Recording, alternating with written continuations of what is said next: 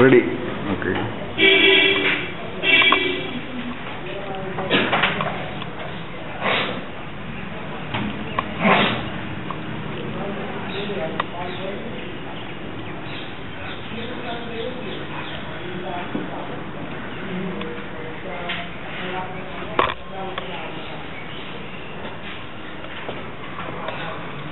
So, a very real good morning to all of you, my dear friends of Chandragupta Institute of Management, Patna, the batch of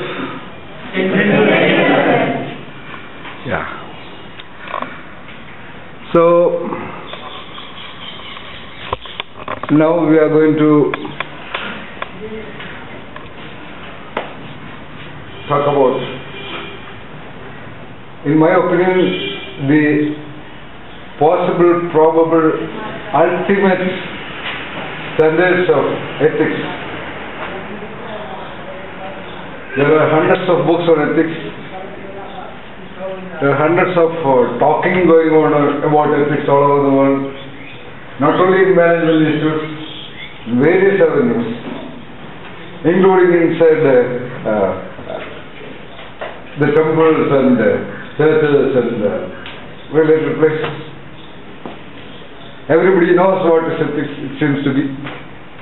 There are sort of values, morals, principles, and so on and so forth. Despite all this, despite the ideas of the great thinkers and philosophers about ethics, I am going to tell you a much greater level of possibility of understanding the dynamics of ethics and imbibing the spirit of real ethics.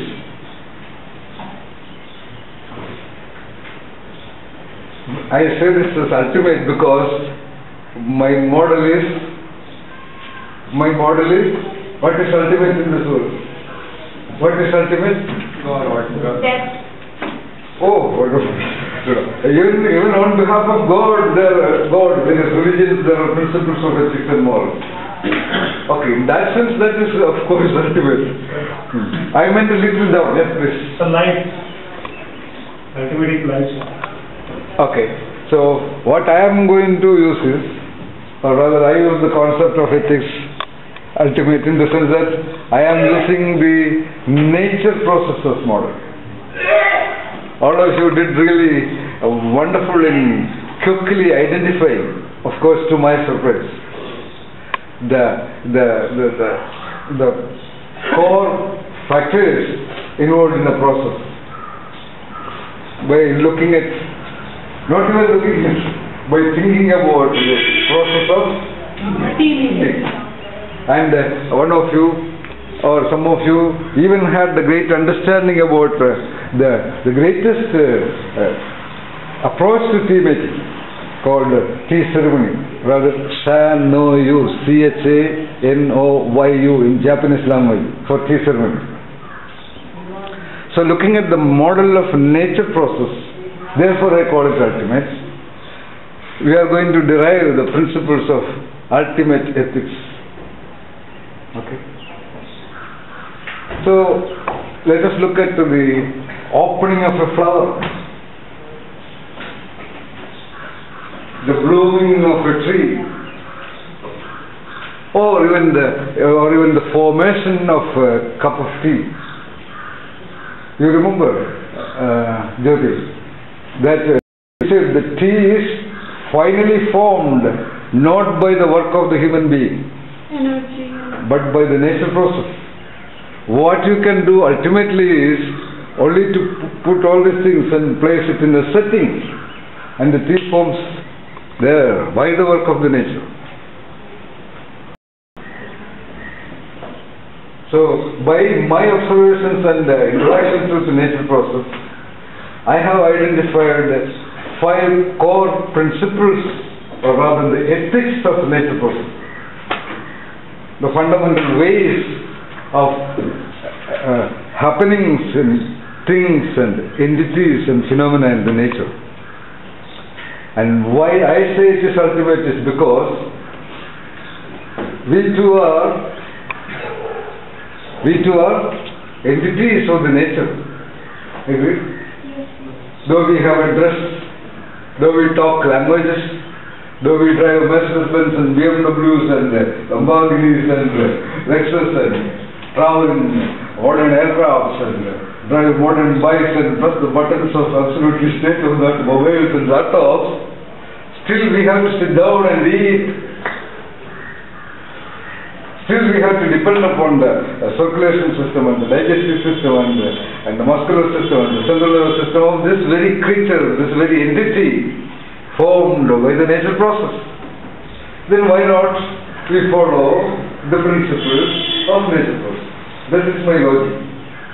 That is why I said that despite the great philosophers from the Socrates and Plato and Aristotle and all those wonderful geniuses in the West, the Patanjalis and Vyasas and the great geniuses who created Upanishads, I say this is little laterally different. So the principles I have identified, quickly, I am sure I can make you say all these things, but because we are making a video to show to the world that this is the kind of information being delivered to the students in Chandragupta Institute of Management, Patna, we are sort of concisely talking about it. Instead of my making you discover the principles of nature process, which can be the principles of this, I am just telling it in a short time, okay? It's all very simple because nature process are simple. So as I told you, observing the opening of a flower, observing the way the tea is formed in the kettle, observing the way a cat is jumping from here to there just by a look, observing the ways in which the birds are building that marvelous nest which can withstand the movements of the branches in the winds of the mountains. I have identified 5 core principles of nature. That is, not in the order, let us talk to begin with. I will tell you all there are 5. They are correct or correctness, complete or completeness, firmness, elegant or elegance, and finally taoic, in good tuning. So once again, to talk about it in a comfortable way, what I call firm, correct, complete, elegance and taoic. 5 principles. Remember? The firmness, let's say the firm, I should take a simple example, the firm fixing of the parts of a car. All the parts are there. Piston and cylinder and gearbox and crankshaft and steering and all these things. If they are not firmly fixed, okay, the firm fixing of the muscles and the body systems, the firm fixing of the legs on the plank that makes a table, the firmness in the stand of a cat, which even sometimes a human being cannot face. The firmness is just a word, you can change with some other words. The firm conviction of every other entities in the world to somehow survive despite all kinds of blocks and problems and threats, undefeated. Right? Revealed even in a small plant. If a small plant is near a big tree, it will see that somehow it will turn around and grow like this. That firm conviction, the firm beliefs, the firm principles of the human life. The firm, do you understand that aspect called firmness? That as we use in that well-known English action. A rose is a rose is a rose. A rose can only be a rose. It is very firm in its roseness. Whether it is in the garden of a palace or if it is happening to go on the side of a highway, whether it is in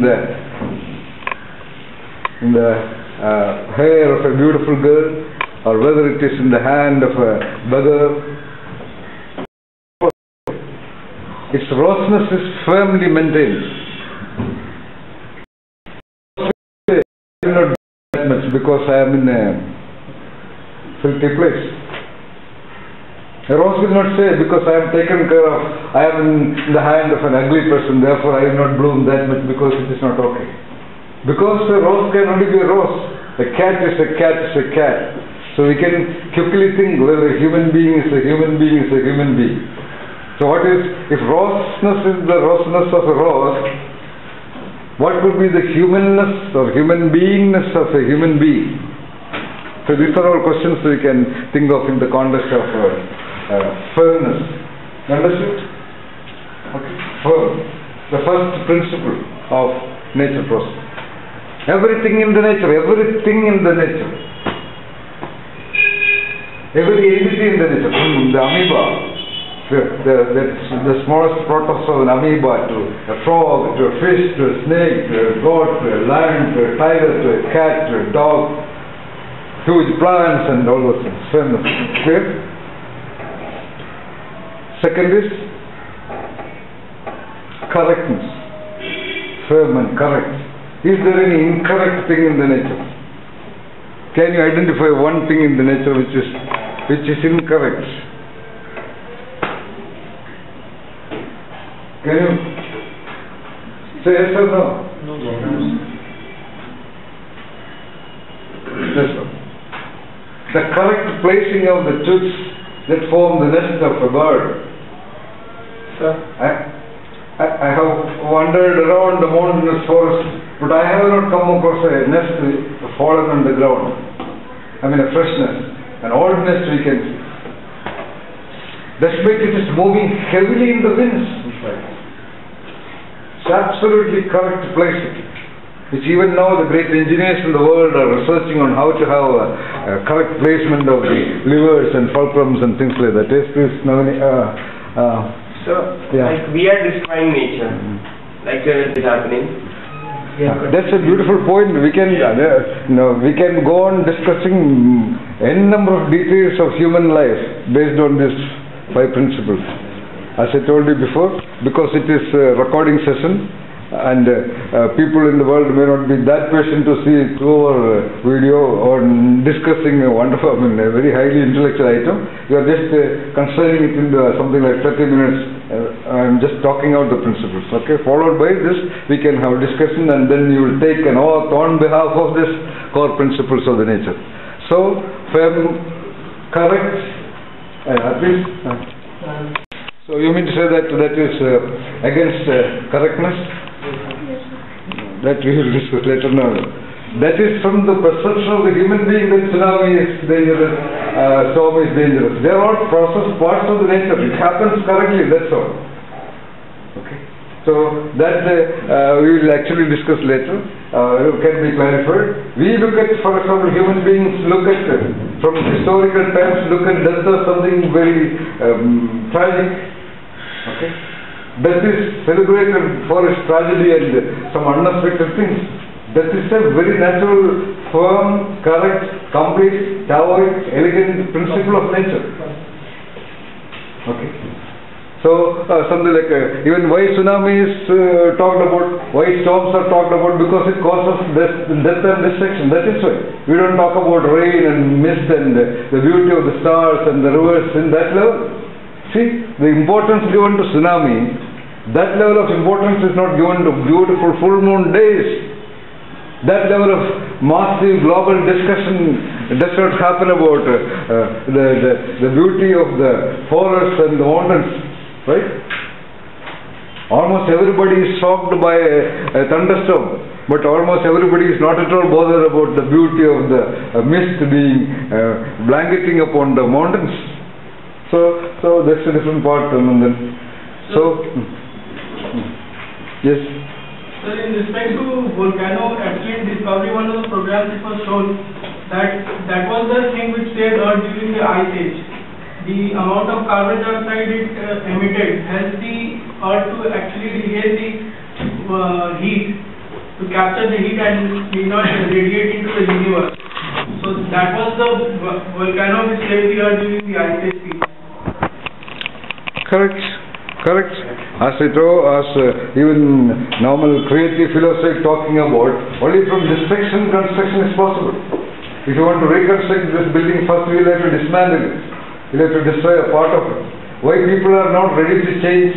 They have to destroy, they have to dismantle, they have to abolish, abandon certain parts of the building of their self as it is at that point of time.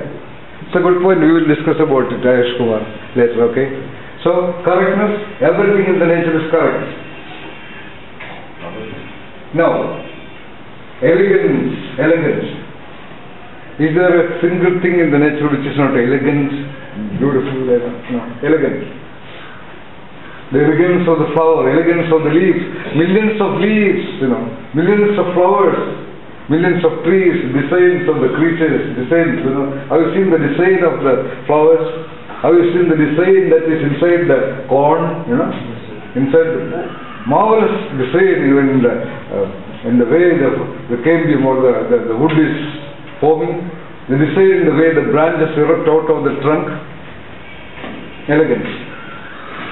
In fact, this elegance part is so visible that human beings could quickly see that. Therefore, human beings are also very quick and they have understood the value of elegance. So, human beings are elegant, the dress is elegant, the buildings are elegant, palaces and everything is created elegant. Because elegance is visible.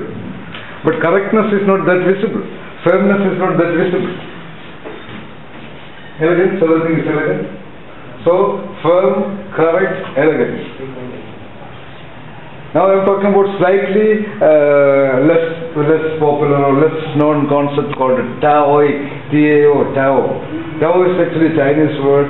Tao means nothing but in good tuning, in good flow, in good alignment with everything around. That's called Tao. Good flow. In fact, Chinese philosophy say that entire nature is nothing but Taoic, in good flow, in good, understand the flow. Nothing is out of synchronization. Everything is properly synchronized. Tao. If a mountain is there, it has to be there. You know the concept of so-called Vastu? So, Vastu is about attuning whatever you construct on the surface of the earth, approximately in tune with the Tao of the universe.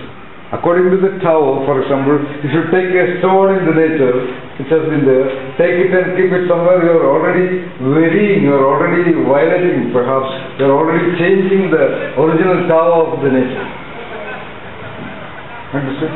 In fact, in Japan there are Zen gardens, Zen gardens, created by human beings, and Zen masters claim that if nature would create a garden, it would be like that. Okay. So their placement of stones, buildings, plants and all, according to their perception, is in good tuning, in good Tao with the nature.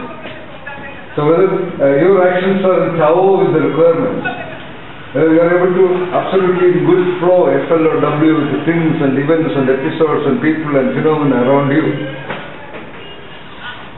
whether your own activities of managing your body, is it in good Tao with the body process? Are you eating properly? Are you sleeping properly? Are you sitting properly? Are you managing the movements of the body properly? I mean in Tao.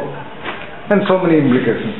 So firm, correct, elegant, Tao, and finally complete.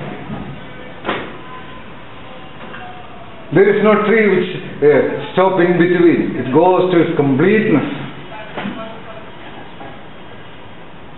The design of everything is complete.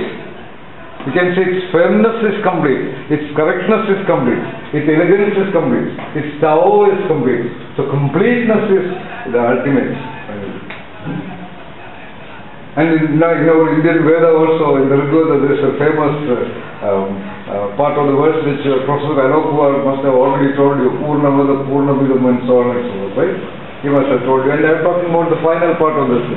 Purnat Purnamudachyate. That is, from completeness, only completeness is possible.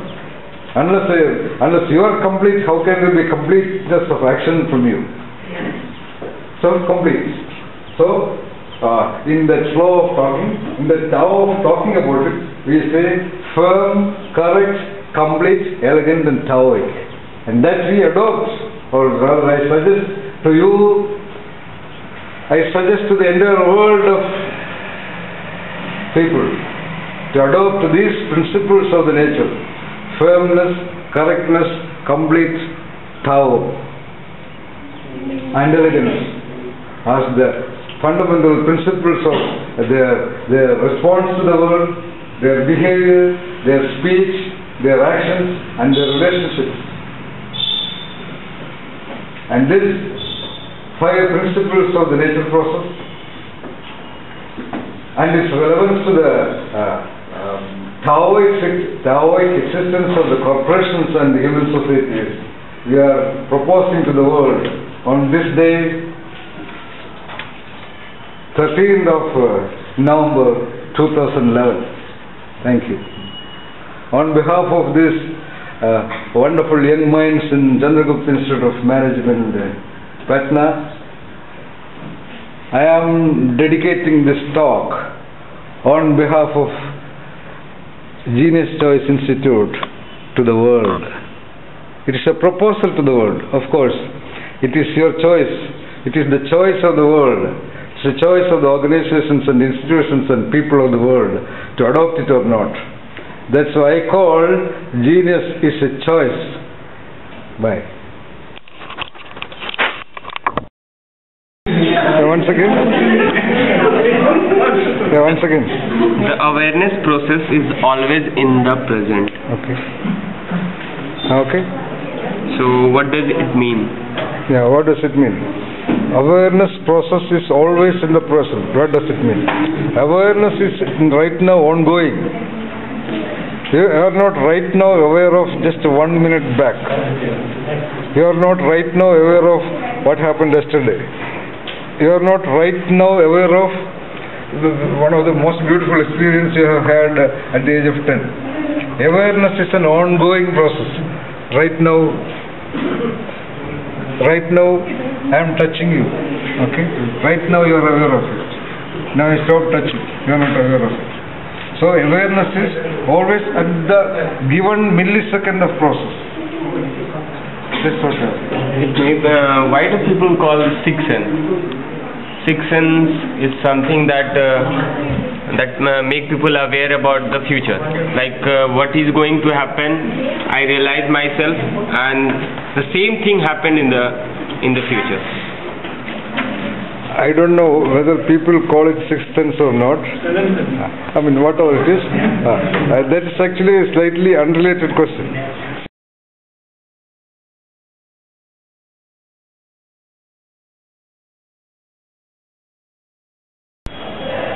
I am Subhi Priyadarshini.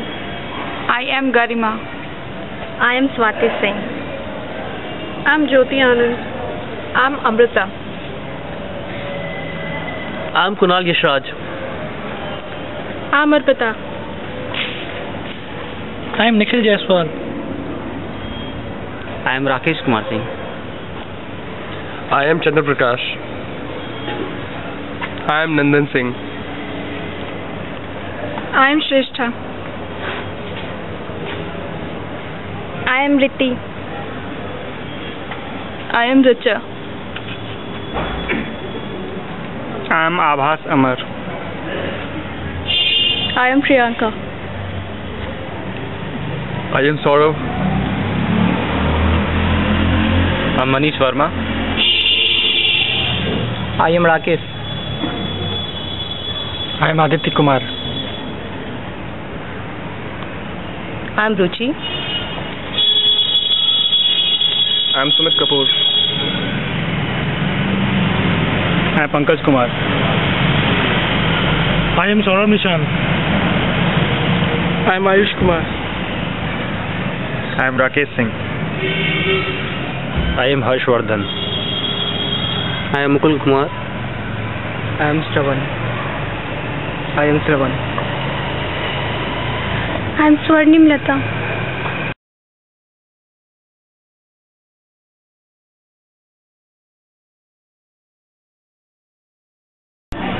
Okay, ready? On behalf of the processes of the nature and the processes in my entity, I promise to myself that I will try to be